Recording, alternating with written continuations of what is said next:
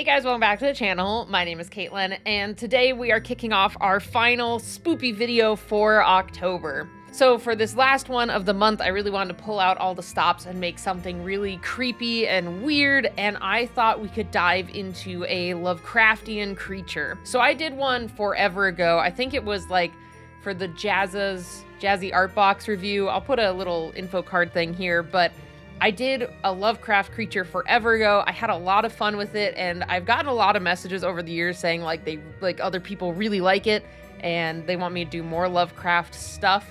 So I was like, let's do another one, because I haven't really done a Lovecraftian creature in a long time. Okay, so basically I pulled up this Monster Wiki page for H.P. Lovecraft to look into the different creatures that are under the H.P. Lovecraft banner. And we're gonna do a random number generator and see which two of these we're gonna mash together to make a new Lovecraft combo creature. So in total, there were 43 on that list. So I have this random number generator here, and we're going to randomly select the two we're going to mash together. So for this first one, we got 32. So let me count that real quick. Let's see, what's 32? Okay, so for 32, we got Shathak. I'm gonna butcher all these names, I'm just warning you guys. But this one's really cool and creepy. It is like a weird amalgamation of like tentacles. We got a lot of red and like teeth and eyes, and this looks really crazy. Like, it just looks like we could go nuts with really weird, creepy effects. All right, next one, random generated. Let's see, we got 29. All right, let's count out what we got there. 29, we got Relay. Oh, this one looks more like a location. Fortress City located. Yeah. So we're not going to be able to do this one. Let's do another random number generation, because this is more of a location. I want two creatures to put together. So let's jump back and get another random number generated for this one. Okay, let's go ahead and generate another number, and we got 3. Okay, so let's look at number 3, which is Bokrug. God, I'm butchering these names probably. This looks like, oh, it's a cool giant like lizard creature. Yeah. So we get like this cool lizardy looking creature. So I'm gonna go ahead and grab some reference images for this one and the other one, and let's get some like sketches figured out from there. So let me grab some references. Okay, so I got my 2 reference images. I ended up choosing the Bokrug drawing from Pathfinder just because I felt this one would fit a little bit better with more detailing. There's so many different renditions of this creature that I'm like, I'm just gonna pick one that I feel has a lot of elements we could use for the mash. So that's what I got. And then I also have the original image from the other creature that I already forgot its name. And so we're gonna use these 2 as references. I'm gonna jump in and get some sketches going, and we'll try to figure out how we can mash these together. I already kind of have an idea of where I'm gonna go with this, but let's jump in and get some sketches going. Okay, let's jump into the sketch. So I was really excited to start this one and start figuring out how we were going to combine these 2. I really wanted to highlight all those weird tentacles, because I don't know, whenever I think Lovecraft, I think of like Cthulhu and some of, I guess, his more like popular creatures, and a lot of them have like weird tentacle things going on. And so I was like, you know, we're gonna lean into that pretty hard with this one. And then one of the things I loved doing on my previous mash with the Jazza Art Box thing was I really liked adding, I guess, body chunks that aren't supposed to be where they are. So on that previous one, I put a giant mouth down the back of that mash, and I actually really loved that aspect of it. I think that was my favorite part of its design. And so I kind of replicated that with this sketch. I'll talk about it more after the sketch is done, but I was like, what if we made the spikes also like teeth? Because there are like kind of like looking iguana spines on the lizard reference image. So I was like, but we could make it even creepier and even more Lovecraftian. And I was like, we could add these big teeth spikes down the back, and then just overall make this thing look like a weird, big, fleshy amalgamation of body parts, because that's what I really get from the second creature we got on my references. It's just, it looks like a weird amalgamation of things and flesh and guts and things. Okay, I got the sketch done, and I'm really digging this. It's very uncomfortable and gross and weird, which I really like. I know a lot of Lovecraftian creatures kind of have a similar thing of like really creepy, gross, grotesque type of things. And basically what I was going for was just making the lizard, but like way more fleshy and tentacly and a weird amalgamation of body parts is kind of what I was going for. So we're gonna run with this and like develop it even more, get some line art going, and then just really lean into the weird, gross fleshiness of this creature. I'm thinking I'll hit it with some like reds and maybe a couple blues, because like in this reference image, I love the reflectiveness of that blue. And then this lizard that we're referencing, this lizard creature, has the blues in it as well. So I'm gonna jump in, let's get some line art going in color, and I'll see you guys at the end. All right, time to kick off the final render for this very creepy creature, and I had a blast making this guy. He was very heavily detailed. I think I've talked about this before in like previous other videos, like the Dark Souls creature creation, like where I take a kid's villain and makes it a Dark Souls villain. I talk about how one of the aspects of horror creature designs that I've seen is like over detailing and adding way too many details to like really accentuate and creepify the creature in general. And that kind of refers to like folds in the skin, or like extra eyes, or like weird different shapes, or like maybe detailing the muscle ligaments and different things. It's really fun to do, but man, does it take a very long time. But I have been really enjoying my time with Clip Studio Paint. I'm slowly starting to convert to this program. I need to still find a few brush equivalents to what I use in Photoshop. I know I can import some brushes, but I just got to get around to doing that. But either way, I really had a lot of fun making this guy. I did do a little bit of a Twitch stream. I think I worked on most of this. I would say like 3/4 of it I did on stream.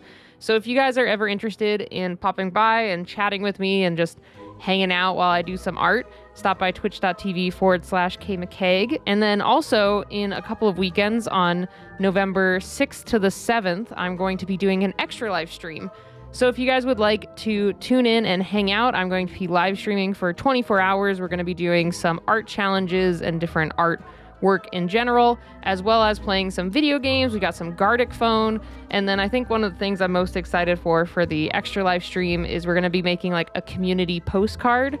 So if you donate $5, you'll get a copy of this postcard, but anyone can participate. You don't need to contribute any money to participate.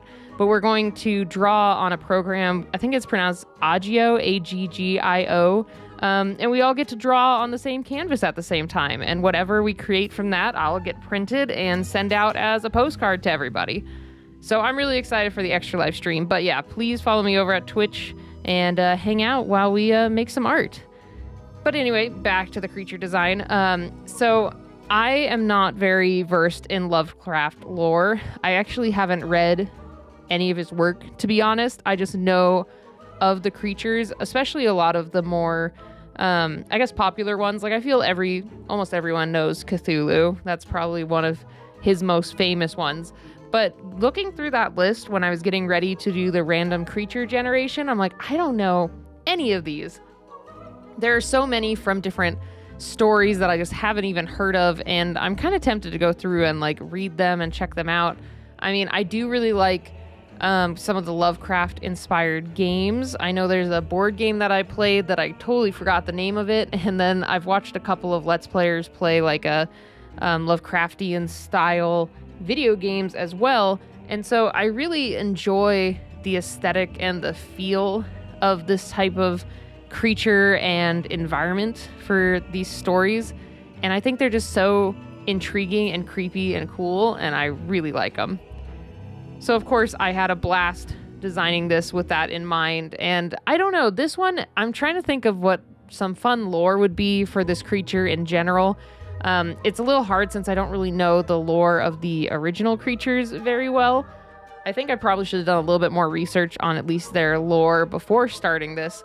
But I mean, I'd love to hear your guys' thoughts in the comments below. Like, could you think of maybe like a story setting? Like, a lot of these creatures are introduced in a full story setting with like characters and like a really cool environment. So at least for me, what I'm thinking is these on the Twitch stream, people thought this kind of looked like a weird like toad creature. It kind of morphed from a lizard to more of a toad, and I can totally see that, especially with the pose and how it's sitting. So then I was like, okay, what could we do with that and how could we figure out where these could be placed?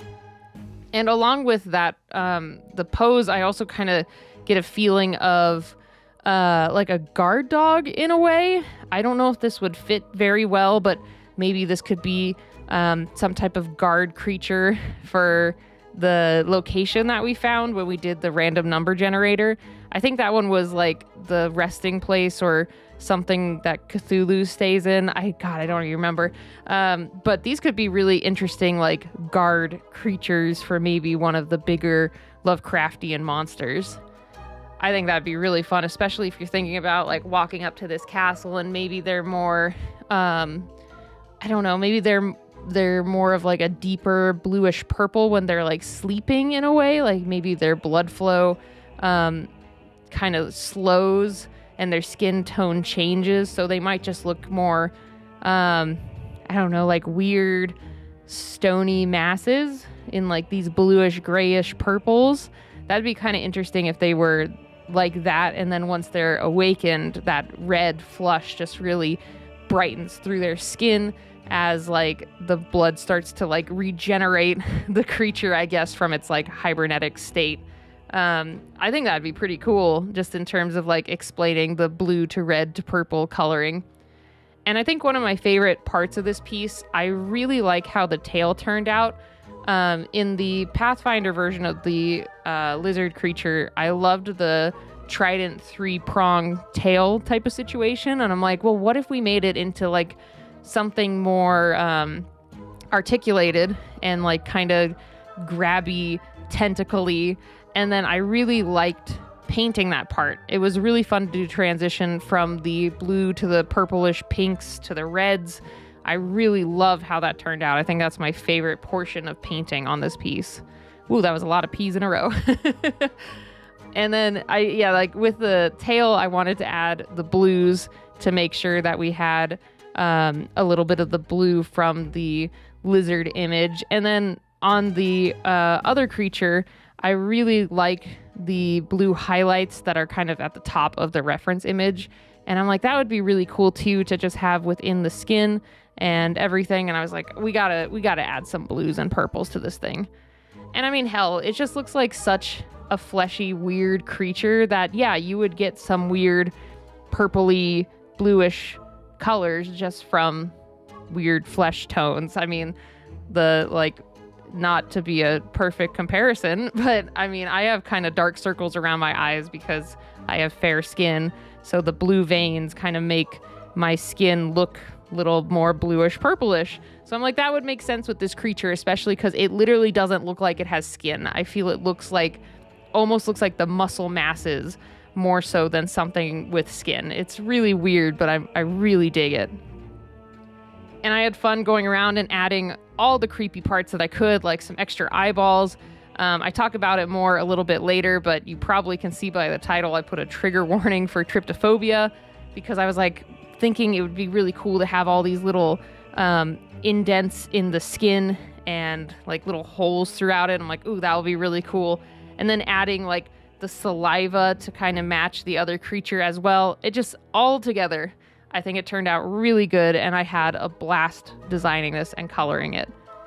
And damn, I would not ever want to encounter this in the real world. This would be terrifying to come across. Like, just imagine you go down a dark hallway and this thing is at the end of it, just sitting there waiting for you. God, I would run out of there screaming so fast because both just the weird tentacles just moving in the dark and this thing like doing a weird like growling pant type of thing. Oh, I could just imagine it. Be so creepy.